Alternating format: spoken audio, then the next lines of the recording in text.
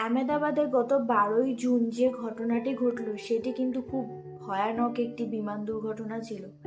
Naturally বিমান ওড়ার আগে অনেক কিছু চেক করা হয়, যেমন প্রথমত বিমানের ইঞ্জিন, বিমানের পাখা, বিমানের ব্রেক, এই সমস্ত কিছু চেক করা হয়।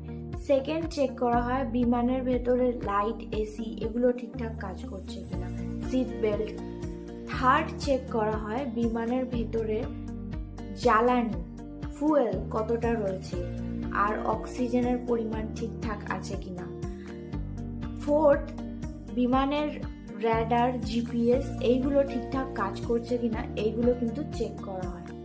কিন্তু আহমেদাবাদে যে প্লেন দুর্ঘটনাটি হয়েছে সেটি বিমান ওড়ার 5 কিলোমিটারের মধ্যেই, মানে খুব কাছাকাছি অ্যাক্সিডেন্টটা হয়েছে।